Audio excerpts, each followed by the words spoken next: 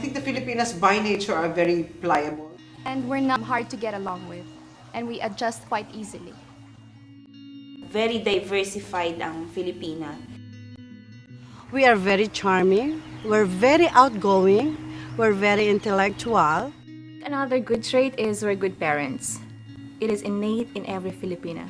In my opinion, Filipina beauty is absolutely stunning. I think the skin color is beautiful. And when you say that you're Filipino, they tell you, magaling magtrabaho yan.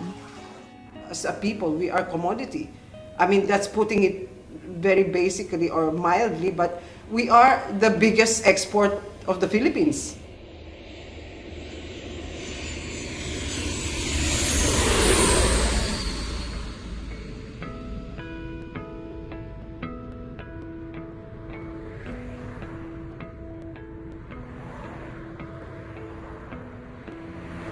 To 55% of overseas workers are women.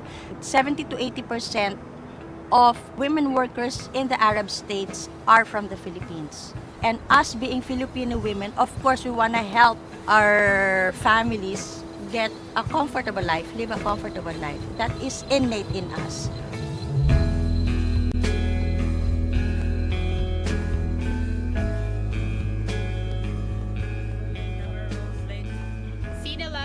Take two, women of substance. How do you think Filipinas are perceived in the world?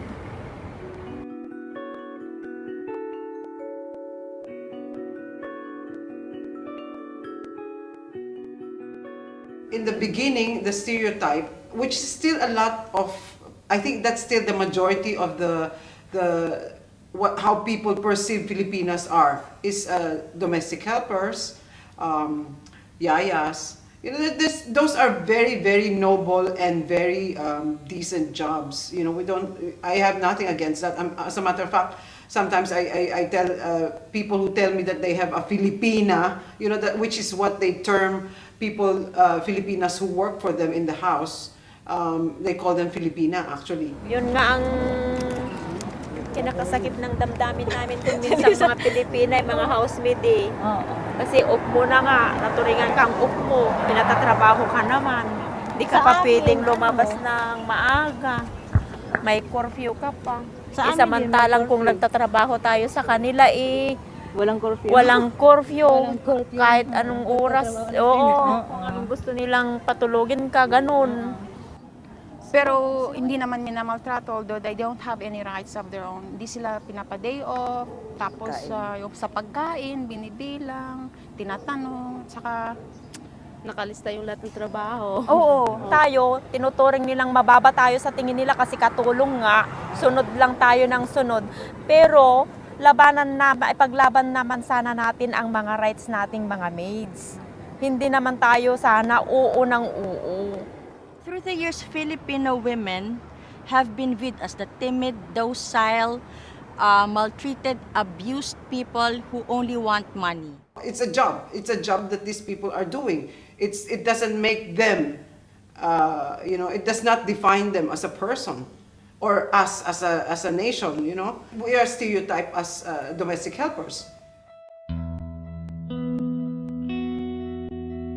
I'm not belittling our housemaids, our domestic workers who are very important in making this country what it is now. Because, you know, without the nannies, without the caregivers, without the household workers at home, how can you expect couples to, you know, to pursue careers and, you know, build on the economic situation of each family, right?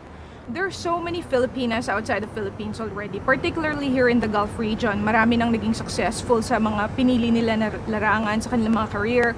And there are so many progressive women. Unfortunately, we are followed by a stereotype. Okay, and this stereotyping is mainly into categories. The first thing is that we are seen as a nation of domestic helpers. This is because of our migration history, and we can't run away from that. And the second thing is, which is probably more concerning, even more concerning for Filipinas like us, is that we are seen as women who would do everything and anything for money. Women who would compromise our values. you know, the stereotype is there no matter how successful you are. I think that's part of our the way we're as a culture as a Filipino, not just Filipino but Filipinos, is because we were raised to be masunurin, maawain, maalaga, you know.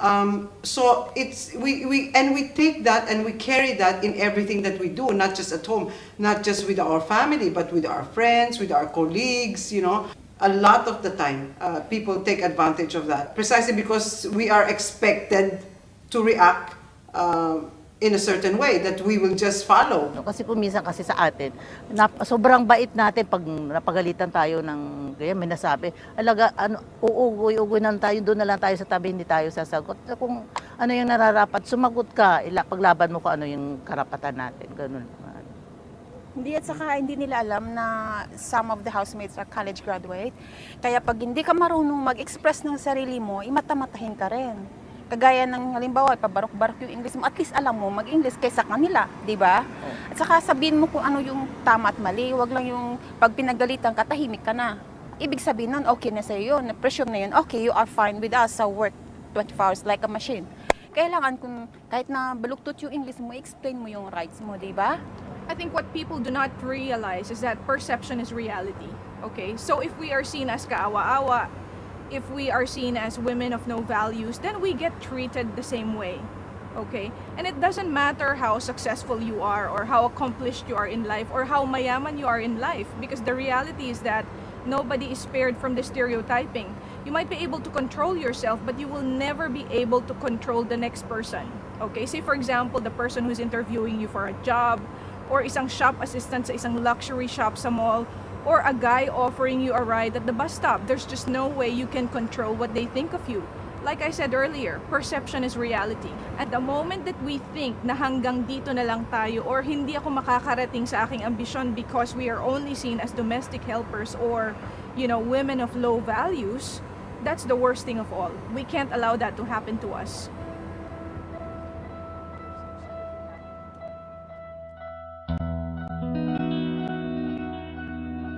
You know, we all come from the same cultural background, same countries, pero we have different reasons of working overseas.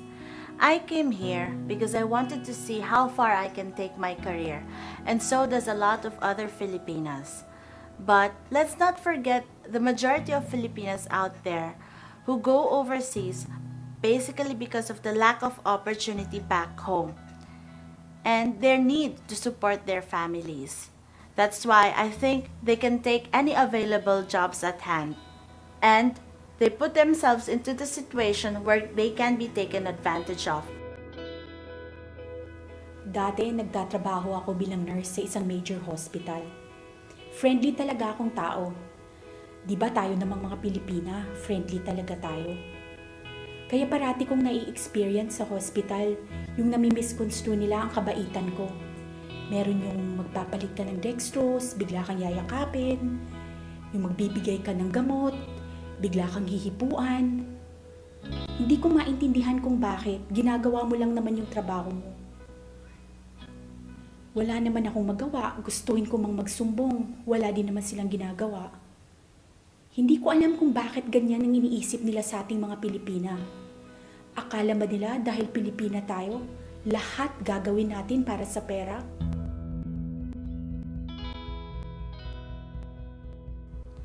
I have had the same experiences with a few employers before. Mahirap isipin na inaapi nila tayo because they always think that we belong to a lower class. And kahit magtapang-tapangan ka, those negative experiences always go with you. Mahirap kalimutan.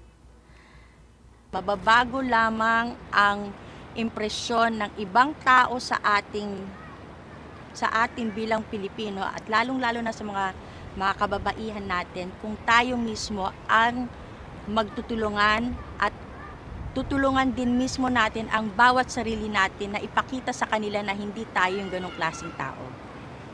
That we are not that kind of a people that okay lang na maabuso tayo, na mamaltrato tayo. Hindi tayo ganon.